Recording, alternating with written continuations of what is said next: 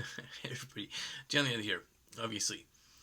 Now, in my previous videos talking about Bill C-51, some people have said in the comments that the new rule to disclose any communications of a sexual nature to the court before a trial is no big deal. The logic being, don't both sides have to disclose their evidence to one another in a trial anyway, so what's the problem?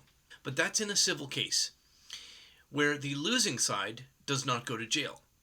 And usually litigants in a civil trial are mostly evenly matched.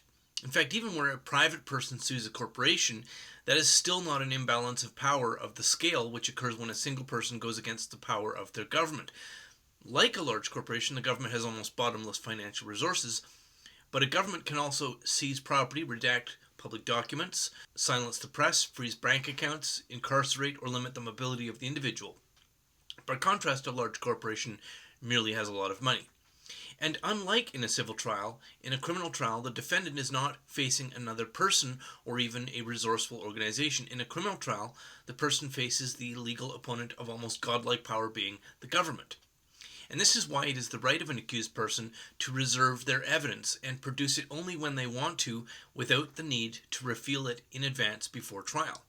If the Crown, that is the prosecution, with its power and its money, is taken by surprise by defense evidence, and that upsets the prosecution's case, then the prosecution should not succeed. And that is why forcing a defendant to disclose evidence of consent to the court before the running of the trial is a fundamental corruption of justice. This law, Bill C-51, is designed to jail people who have evidence of their innocence. But it's worth additionally looking at the now required application to include evidence in a pretrial hearing. This is a hearing and the arbitration which must follow it, deciding whether documentation of consent will be allowed as defense evidence in any particular case. There is the problem that the prosecution and the accuser will get access in advance to whatever communication the defendant might bring as evidence. There is also the fact that an accuser can change their story to bypass evidence of consent prior to the trial. But we're going to set those problems aside. The cost of defending against an accusation is often at the very limit of what an accused person or their family can afford. Lots of people put themselves and their families into debt to fund their legal defense, and they lose their homes in the process. The creation of an entirely new hearing for the pretrial exposure of defense evidence can double the cost of a legal defense. This means that many accused men who have documentary evidence that the sexual encounter they participated in was consensual will simply not be able to afford the increased cost of applying for permission to bring their defense evidence into the court. It's a neat trick to eliminate the evidence of innocence by making it too expensive to bring it to trial. Now, before, I stated the purpose of Bill C-51 was to convict and to jail men who had documentation of consent, and that's still true. But we are in the middle of the Me Too movement, which is a vigilante movement. Me Too seeks to repudiate and get rid of due process, get rid of presumption of innocence, and get rid of investigation into facts. The preferred justice of #MeToo is vigilante justice, where the accusation is the same as the conviction. Get rid of the inquiry, get rid of facts, get rid of evidence, get rid of any semblance of due process. This also happens to be the mandate of the legal branch of feminist activism. The feminist legal activist mandate has been hard to see for most people because it manifests through white papers, through university tribunals, sexual misconduct policies, and in legislation. But all of these areas are boring, tedious, wordy, and abstract, then they don't make for compelling headlines. So most people have paid no attention to any of it. And when somebody like me talks about legislation such as Bill C-51 or Bill C-337, describing these laws as designed to jail the innocent, we seem to most people like conspiracy-minded nuts. But the #MeToo movement, which comes from the same ideology, is much easier to see. It's also easier to understand as a vigilante movement trying to replace the court with an angry mob indifferent to facts or evidence.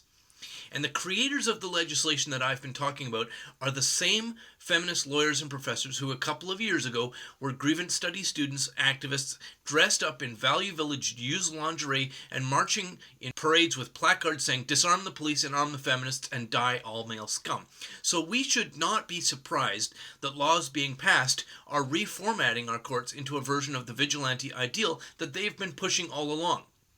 The courts, under new legislation, are now legitimizing vigilante justice. That is, justice based on the emotion of the crowd, not based on facts or a measured inquiry into evidence. And it's important to understand this. For a long time, feminists have been saying that the courts and the law do not serve the interests of women. The courts are oppressive and patriarchal and male-oriented and so on and so forth. And they've been arguing for a woman-centered reformatting of the law. But if the courts are increasingly a system for legitimizing vigilante justice rather than being courts of law in any conventional sense, then why should anybody respect the courts or the law? In fact, this creates what I think is an even deeper social problem.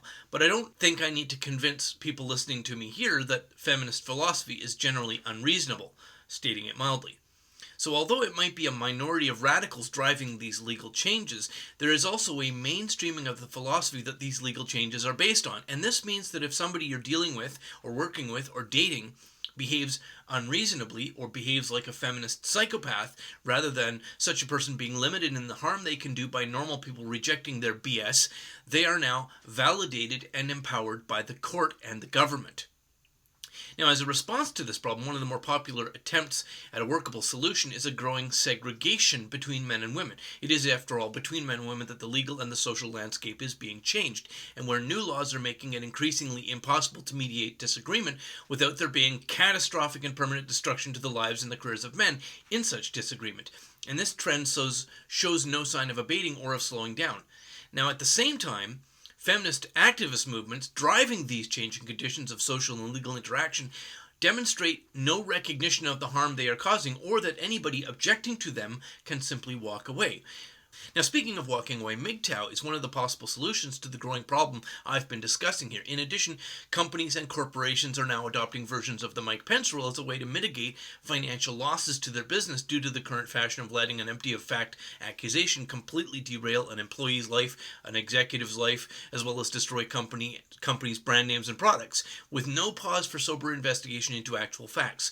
But both the Mike Pence rule and even the hardcore monk mode MGTOW practice are really only stopgap solutions, because neither solves the problem that the social and legal climate being fabricated now makes cooperation between the two sexual halves of humanity increasingly impossible. And I have come up with something that I think might be a new and workable solution, which I will talk about in an upcoming video, but it's long.